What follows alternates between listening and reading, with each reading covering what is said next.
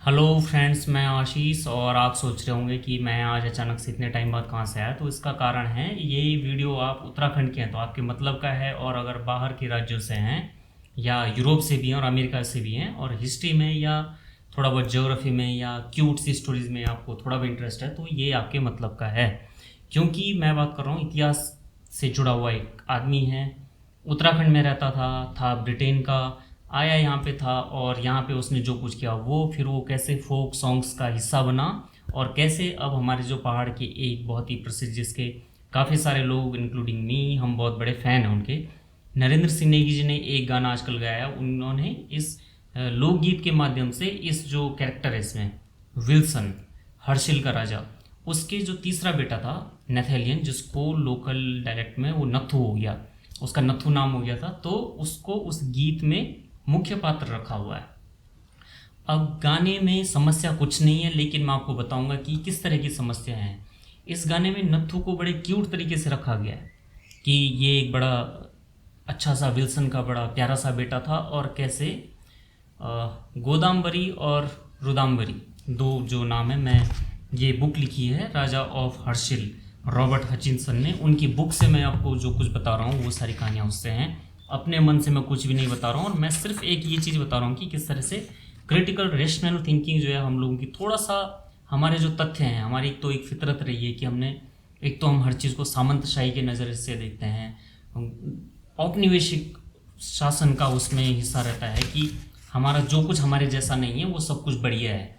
तो पहले हम लोग जब अंग्रेज़ थे तब, उसके बाद राजशाही भी टिहरी या उत्तराखंड का जो हिस्सा बहुत बड़े स्तर तक प्रभावित रहा था, और इसी की झलक हमारी हर चीज़ में छोटी छोटी, हमारा चाहे लिटरेचर हो, हमारी चाहे फिल्में हो, हमारा सोचने का तरीका हो, हमारा लोगों से मिलने का तरीका हो, हमें चीज़ों को उसके आकलन का, उसकी समीक्षा का तरीका हो, सब कुछ प्रभावित रहता है।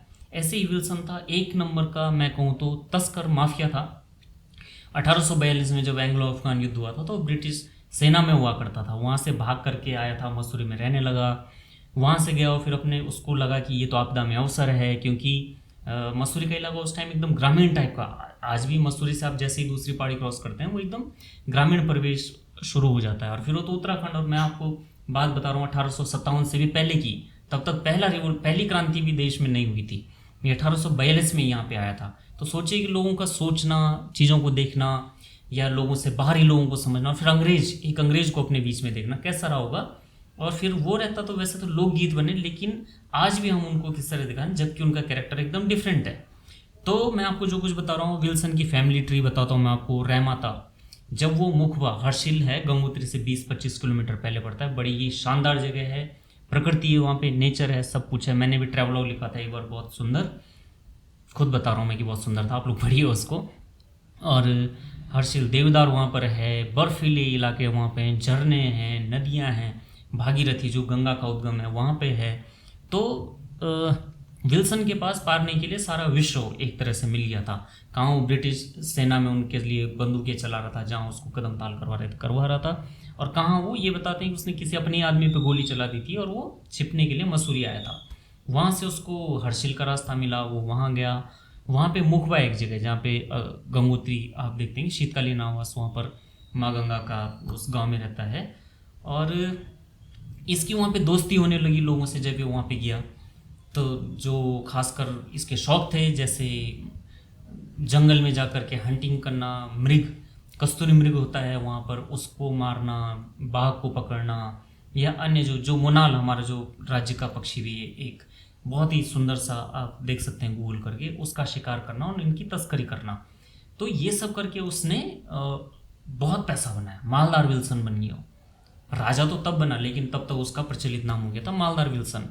इस चक्कर में, क्योंकि वो शान शौकत अंग्रेजी लाट साहब का बच्चा वाली फितरत थी उसकी, और हमारे उत्तराखंड में तो है ही कि अगर कोई तू भारी लाट साहब का बच्चा है, मतलब अगर कोई मेरे आसपास मेरे जैसा दिखने वाला है, ठीक ठाक अपना उसका कारोबार है, तो उसकी मैं नहीं चलने दूंगा। लेकिन अगर कोई लाट साहब का बच्चा है, तो लोकोक्तियाँ इस तरह से बनी हुई जिसमें सामंतशाही जो फ्यूडलिज्म की बू आती है, तो लाट साहब का बच्चा होगा तो हमें सब कुछ मंजूर है, फिर तो वो पकड़ करके किसी को धुन भी दे, कहीं बहा दे, उसको चाकू छुरी चला दे, सब कुछ मंजूर है। लेकिन समझ रहे हैं आप, तो ऐसे ही था विल्सन।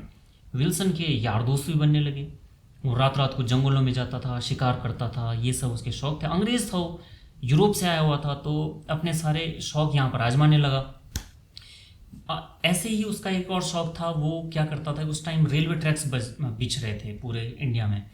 और ये क्या करता, आपने पुष्पा मूवी अगर देखी होगी तो उसमें जैसे जंगलों की लकड़ी को काट करके नदी में बहा करके उसको मार्केट तक पहुंचाना, इसने हर्षिल में जो भागीरथी का फ्लो था, प्रवाह था खूब सारा, ये हर्षिल के देवदार के जंगलों को काटता गया और उस भागीरथी में फेंकता और उनको हरिद्वार में कलेक्ट किया जाता था। ये बिकता था रेलवे ट्रैक के लिए। तो सोचिए कि किस स्तर पर उसने पैसा कमाया, और उसने इतना पैसा कमाया कि वो जो ये पूरा एरिया था यहाँ पे अपनी मुद्रा उसने चला दी थी।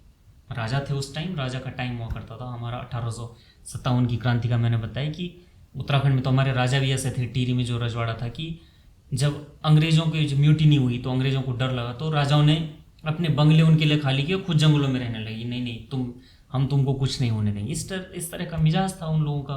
तो फिर जो गरीब आम लोग थे उनको तो क्या ही इस तरह का होना था। विल्सन जब वहाँ पे रहने लगा तो उसको मजा आने लगा, क्योंकि उसके मतलब का ब्रिटिश टाइप क्लाइमेट वहाँ पे पूरा था। उसने वहाँ पे शादी भी की, रहमाता और गुलाबी, 2 शादियाँ थी उसकी। और जो लोकगीत हैं, जो स्थानीय कहानियाँ हैं प्रचलित, वो ये बताती हैं कि रहमाता गुलाबी की भतीजी थी। तो जो उसने दूसरी शादी की थी वो अपनी वाइफ की भतीजी से शादी की थी। तो आप समझ सकते हैं किस तरह का आदमी रहा होगा विल्सन, जिसके बारे में हम क्यूट क्यूट कहानियाँ रचते हैं, गढ़ते हैं और लोगों को सुनाते हैं कि अरे रे, हमारे हर्षिल में, हमारे उत्तराखंड में तो ऐसा राजा भी हुआ करता था। अब इस विल्सन की 3 औलादें हुई थी। हेनरी, जिसको स्थानीय भाषा में इंद्री नाम दे दिया उसको गढ़वालियों ने, एक चार्ल्स था, और फिर तीसरा था नेथेलियन, जिसको नत्थू नाम दे दिया था लोगों ने। तो नत्थू क्या था, बचपन से थोड़ा सा लाटा भी मैं नहीं कहूँगा, क्योंकि लाटा तो क्यूट होता है, लाटा तो कोई अपने बच्चे को प्यार से भी कहता है, और थोड़ा सा सन की मिजाज का था और खिसका हुआ भी था। महज जब उसकी ये लोकगीत जो नरेंद्र सिंह नेगी जी ने गाया, उस टाइम उसकी उम्र 16-17 साल करीब थी मात्र।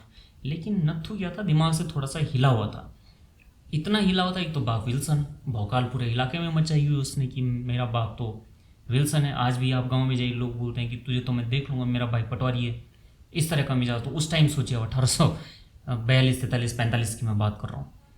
और नत्थू में बाप की पावर और थोड़ा बहुत जो लाटा, एक बताते मुखबा जो गांव है वहाँ पे सेमवाल प्रधान जी के लड़के थे वहाँ पे, सेमवाल जी, वो उसको हर बात पे चिढ़ाते भी थे, तेरे बस की ये नहीं, तू स्टड नहीं है, तू तेरी भौकाल नहीं, तू लड़की नहीं पटा सकता है, तेरी गर्लफ्रेंड तेरे को अभी ब्यो नहीं होना, अलाना फलाना, जो कि थोड़ा इस तरह के कटाक्ष तंज की शैली में कहते थे। तो बताते हैं कि नत्थू बड़ा दब जाता था बेचारा। अब उसको था कि उसको साबित करना है कुछ। इस चक्कर में क्या करता, तो विल्सन का बड़ा पॉपुलर है कि हर्षिल में विल्सन का बंगला होना, काफ़ी बड़ा उसने बंगला बनाया था वहाँ पे, और अच्छे उसके शौक थे, खूब रहना, रहन सहन जिसको कहते हैं।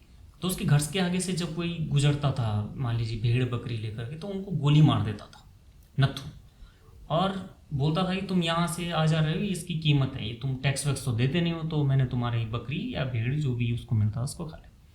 वो इतना बददिमाग था कि एक बार तीर्थयात्री वहाँ से जो गोमुख या गंगोत्री के लिए जाते थे, उसने उनको खूब सारा एक तरह का नरसंहार टाइप का उसने किया, उनको गोली मार दी और उनको खत्म। ये नत्थू 17-18 साल का।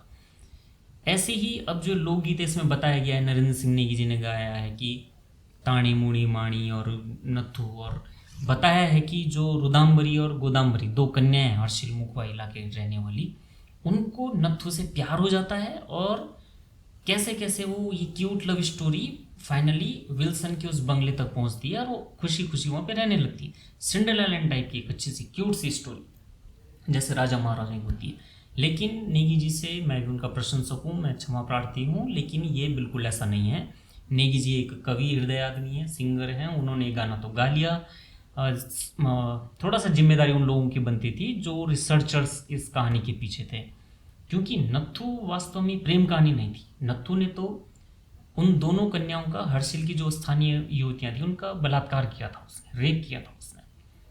ये कहानी कुछ ऐसी थी कि जब उसका पहली बार, और ये दोनों लड़कियां उसके बाप विल्सन के दोस्त की बेटियां थी, वहीं पे रहती थी। उसने जब पहली बार उन दोनों को देखा था तो बड़ा खुश, उनसे बड़ा आकर्षित हो गया था, सम्मोहित हो गया था उनको देख करके। सौंदर्य वौंदर्य तो खैर एक तरह का बनाया हुआ आज के टाइम पर है कि बड़ी खूबसूरत रूपवान ये थी, लेकिन नत्थू उनसे इम्प्रेस हो गया था, बड़ी आकर्षक जो वो लड़कियां थी दोनों। जिन पर कि लोकगीत बनाया हुआ है।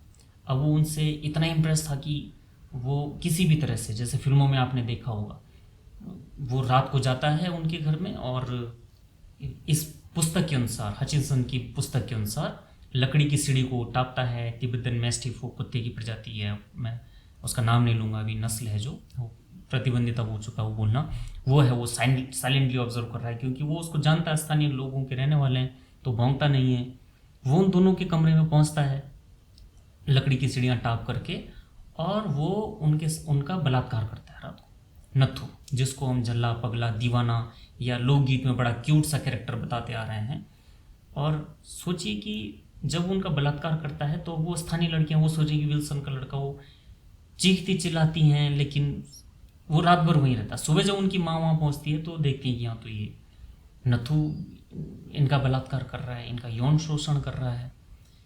ये देखने के बाद उन दोनों की, रुदाम्बरी और गोदाम्बरी की माँ उन्हें घर से निकाल देती है, अपनी बेटियों को, और नथु को तो वहाँ से जाना ही पड़ता है। तो बताते हैं, इसी पुस्तक में लिखा है कि विल्सन ये सुनकर के बड़ा निराश हुआ, उसको वो इतना ज़्यादा निराश हुआ कि अपनी बेटी की हरकतें देखी, उसका एक बार मन हुआ वो सब कुछ अपना बंगला वंगला बेच करके उस जगह को छोड़कर जाना चाहता था, लेकिन कोई ऐसी कीमत नहीं दे पाता उस टाइम, जो कि बड़ी वाजिब सी बात थी। तो वो, लेकिन बड़े भारी मन से इस पुस्तक के अनुसार बताएगी कि वो रहा, लेकिन नत्थु के लिए उसके मन में कोई प्यार मोहब्बत नहीं थी। हुआ ये कि रुदाम्बरी 9 महीने बाद जब वो प्रेग्नेंट हुई, उसका एक बच्चा हुआ, तो उसका बच्चा भी थोड़ा नत्थु की ही प्रवृत्ति का था। ये स्थानीय भाषा, जो लोकगीत है, स्थानीय कहानियाँ हैं, उनमें ये सारी चीज़ें हैं जो कि नरेंद्र सिंह नेगी जी के गीत में कहीं नहीं है। यानी व्यभिचारी एक आपराधिक मानसिकता के व्यक्ति को, कैरेक्टर को आपने लोकगीत के जरिए बिल्कुल उल्टा रख दिया कि हमारी जो स्थानीय लड़कियां थी वो उससे आकर्षित हो गई क्योंकि अंग्रेज था बड़ा, अब उनको विल्सन के बंगले में उनकी मोहब्बत का अंजाम वहाँ पहुँचती है, और जबकि एक रेपिस्ट है वो। हम सोचिए, अब मेरा जो मेन दर्द था इस कहानी को, इस वीडियो को बनाने को, जब मैं वो गाना सुन रहा था तो मैंने आज सुबह लिखा कि नए नाच का फूल हो गया नत्थु की कहानी। लेकिन हकीकत ये है कि हमारे अंदर क्या है, एक सामंतशाही और औपनिवेशिक दास्ता से गुलाम हम लोग, जो हमारी सोचने का तरीका है, हमें लगता है जो हमारे जैसा नहीं, जो हमारे बीच का नहीं है वो बढ़िया है, हमारे बीच का तो सब ऐसा ही है, या अगर ये कोई इतनी बड़ी तोप होता तो हमारे बीच में क्यों होता। लेकिन जो बात, वो सब कुछ बढ़िया है, वो सब कुछ क्यूट है, सब कुछ अच्छा है, और उसको उसी तरह से रखा जाना चाहिए। ये है, ये भी अच्छी बात है भले कि इतिहास को ठीक है हमने जैसा सुना वैसा रख लिया बिना अपना मगज लगाए। लेकिन अगर आप सोचिए कि अगर पूरे विश्व के इतिहास को ही ऐसा लिखा जाता, तो कहने का मतलब ये है कि नरेंद्र सिंह नेगी जी ने जो फोक सॉन्ग के नाम पे गाया है वो बिल्कुल हकीकत नहीं है, उसकी बिल्कुल उल्टा है। गाने में कोई दिक्कत नहीं है, नरेंद्र सिंह नेगी जी को हम पहले से सुनते आ रहे हैं, आगे भी सुनते रहेंगे। लेकिन कुछ कहानियाँ हैं, जैसे ठीक है, मतलब एक तो लोग हैं वो बड़े खुश हैं कि देखो हमारे पहाड़ की ऐसी बात हो रही है, लेकिन ये जानना और ये समझना भी हमारी जिम्मेदारी है ऐसे ही लोगों की, जो प्रबुद्ध लोग हैं, कम से कम वो अपने आप को इन लोगों से बड़ा प्रभावित ना बताएं। ये ऐसा ही है जैसे वास्को डी गामा जब इंडिया आया तब इंडिया की खोज हुई, जब ये अंग्रेज ऊपर से जा करके रेड इंडियंस वहाँ मिले तब जा करके अमेरिका की महाद्वीप खोज हुई। वहाँ पे वैसे तो ये सारे जितने भी प्रबुद्ध लोग हैं बड़ा मूल निवासी करते हैं, तो उनके अधिकार, तो क्या उससे पहले सभ्यताएं नहीं थी। विल्सन के बारे में कहते हैं जब वो आया तब वहाँ हर्षिल में सेब लगे, सेब की वजह से हर्षिल को जाना गया, तो पहले से क्या गंगोत्री का कोई महत्व नहीं था। तो इस तरह से हमें इन चीज़ों को देखना, हमें समझना आना चाहिए। और इस सब से ये जो फ्यूडलिज्म है, जैसे विल्सन का बंगला, उससे प्रभावित हो जाना, विल्सन की कहानी, अरे इतनी हस्तियाँ हमारे उत्तराखंड में रही हैं, उस गंगोत्री में रही हैं। अकेले विल्सन को मैं देखता हूँ, ये बुक भी छपी है तो ये बुक भी छपी है तो ये विल्सन पे अकेली छप रही है, कैसे वो करता क्या करता था। ऐसे ही वहाँ पे क्या कोई बड़ा तोप चीज़ उस टाइम नहीं हुआ होगा, लेकिन हमारी फितरत है कि किस तरह से कई सारे राइटर हैं जिन्होंने हमारे यहाँ के पहाड़, पनियार, पत्थर, मिट्टी को भी बहुत अच्छे से लिखा है, और फॉरेन विदेशी राइटर्स हैं हम। लेकिन जब हम लोग इस तरह की बातें करते हैं, हम लोग अपने बड़ा प्रभावित अपने आप को बताते हैं कि देखो कितनी बढ़िया सी स्टोरी थी, क्योंकि ये हमारे जैसा आदमी नहीं था, कहीं और से आया, हमारे बीच रहने लगा, और कितना प्यारा यहाँ पर माहौल बन गया था। और प्यारा माहौल बन जाता, लेकिन नत्थु से तो मैं बड़ा प्रभावित नहीं हूँ। और फिर ये बताना, क्योंकि यहाँ पे राजूला मालुसाई जैसे लोकगीत भी रहे हैं, लोगों ने उसको स्वीकार भी किया है, और फिर ये मान लेना कि नत्थु के प्यार में ये गोदाम्बरी और जो रुदामरी थी इनकी स्टोरी है, ये ऐसा नहीं है, इसको समझिए। इस वीडियो को शेयर करना है करिए, नहीं करना है मत करिए। मैंने इसको रख दिया क्योंकि मैं चाहता था मैं इस पर बात करूं, क्योंकि जब मैंने गाना सुना तो मैं हर किसी को, मैं सोच रहा था कि कोई तो बात करेगा, कोई तो बात करेगा। सब उस गीत के फ्लो में बहे हुए हैं, अच्छी बात है, मेरी नेगी जी से कोई दुश्मनी नहीं है, मैं तो उनका प्रशंसक रहा हूँ, उन्होंने गा दिया। खोजी टीम भी उनकी कोई रही होगी, उसको भी नमस्कार है।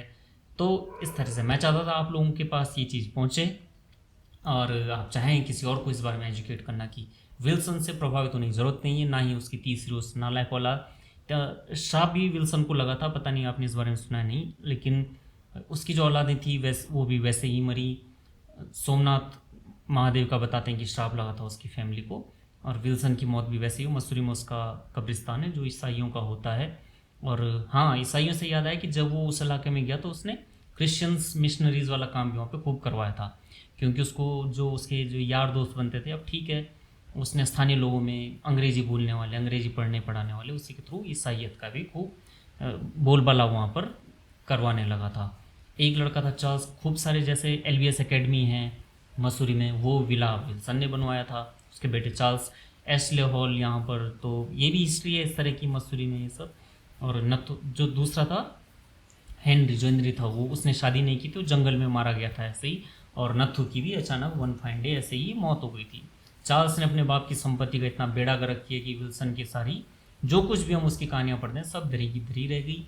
और बताते हैं ये सब सोमनाथ महादेव के श्राप की वजह से उसको हुआ था, क्योंकि उसने वहाँ के जो नेचुरल रिसोर्सेज थे, मोनाल, मृग, बाघ, देवदार, सब कुछ जिनका उसने दोहन करके वो राजा ऑफ हर्षिल बना था, एक तरह से उस मिट्टी का उसको श्राप लगा था। तो आपको ये भी जानना चाहिए। देखते रहिए, धन्यवाद।